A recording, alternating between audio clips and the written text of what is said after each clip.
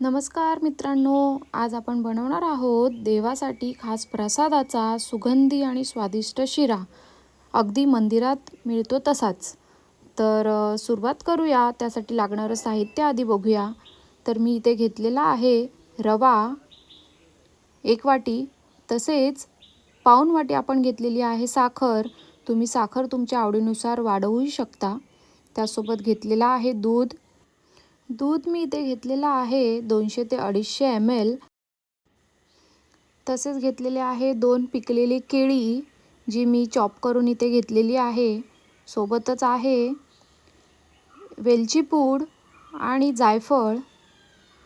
तसेच मी घेतलेला आहे केसर आणि सुकामेवा. त्यामध्ये आहे काजू, बदाम आणि किशमिश, आणि घेतलेला आहे घी. तर सुरुवात करूया. अगोदर आपण कढई तापवून घेऊया आणि कढईमध्ये घालूया घी. घी तापत आलं की आपण त्यामध्ये घालूया 1 कप रवा. रवा घालून आपण तो खरपूस भाजून घेऊया.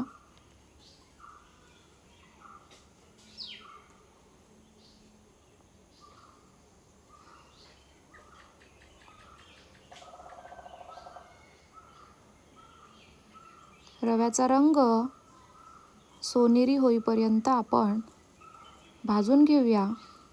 तुम्ही बघू शकता, मला रवा भाजून 5 ते 10 मिनिटे झालेली आहेत. त्यामध्ये आपण घालूया कापलेली पिकलेली केळी. ती केळी आपण रव्यामध्ये एकजीव करून घेऊया.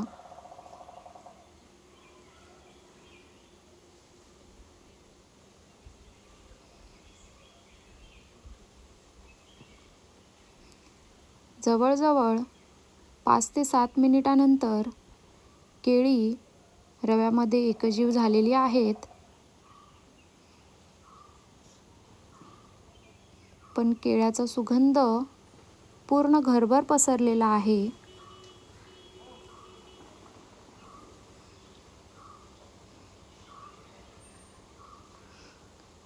आता आपण त्यात घालूया पाऊण कप साखर. साखर मी इथे थोडी घालून वापरलेली आहे.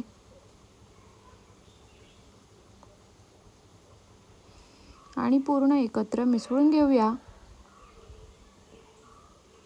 त्यात घालूया दूध. दूधही इथे मी पाऊण ग्लास घातलेला आहे. आपण थोडं घालून दूध वापरूया.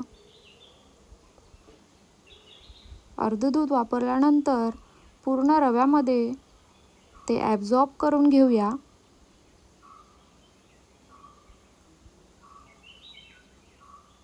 आणि रव्यामध्ये ॲब्झॉर्ब झाल्यानंतर पुन्हा आपण राहिलेलं दूध त्यात घालून पुन्हा ते आपण मिसळून घेऊया.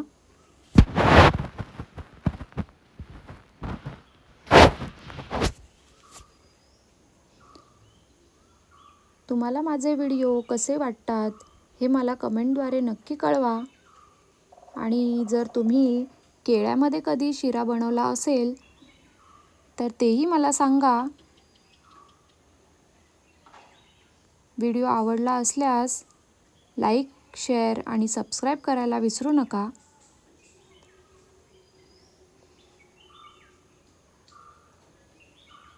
हा शिरा गणपती, सत्यनारायण पूजा किंवा कोणत्याही धार्मिक प्रसंगी बनवला जातो. तर अगदी तशाच्या तसा शिरा मी आज तुम्हाला या व्हिडिओमध्ये दाखवत आहे. घरच्या घरी मंदिरासारखा स्वाद मिळवण्यासाठी ही रेसिपी तुम्ही एकदा जरूर ट्राय करा.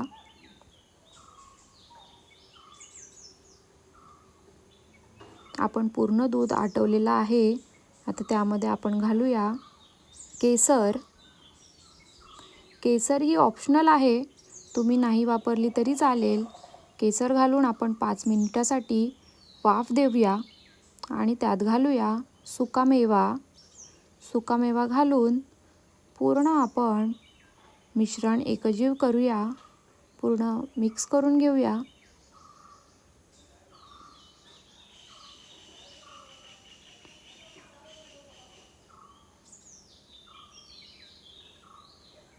मी पूर्ण माहिती या व्हिडिओद्वारे तुम्हाला दिलेली आहे. तुम्ही एकदा जरूर ट्राय करा घरच्या घरी महाप्रसादाचा शिरा. माझ्या घरी जेव्हा केळी शिल्लक राहते आणि ती पिकली जाते तेव्हा मी हा शिरा आवर्जून करते.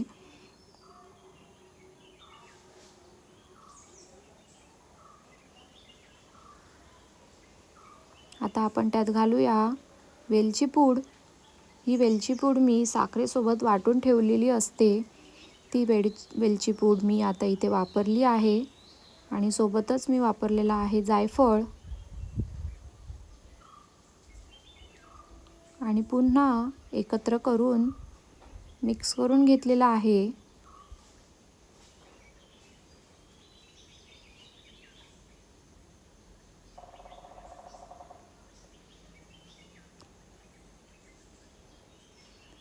जर कोणी हा शिरा खाल्ला तर तुम्हाला नक्कीच सत्यनारायणाच्या पूजेचा प्रसाद बनवण्यासाठी बोलवलं जाईल. असंच माझ्याबरोबरही घडलेलं आहे. म्हणूनच ही रेसिपी आज मी तुमच्यासोबत शेअर करत आहे. वेलची पूड आणि जायफळ मिक्स केल्यानंतर पुन्हा आपण 5 मिनिटासाठी झाकून ठेवूया आणि रेसिपी तुमची तयार आहे. तुमचा महाप्रसादाचा शिरा रेडी आहे. जर तुम्हाला महाप्रसादासाठी शिरा बनवायचा असेल तर समप्रमाण घ्यायचं आहे सर्व पदार्थांचे. सर्व साहित्य तुम्ही समप्रमाणात घेऊन हा शिरा नक्कीच बनवू शकता. फक्त इथे मी साखर कमी प्रमाणात वापरलेली आहे. तर इथे आपण सर्व केलेला आहे. कशी वाटली रेसिपी नक्की सांगा आणि शेअर कमेंट करायला विसरू नका. सबस्क्राईब करायला विसरू नका. अशाच नवनवीन रेसिपीसाठी पाहत रहा माझं चॅनल. तोपर्यंत जय महाराष्ट्र. धन्यवाद.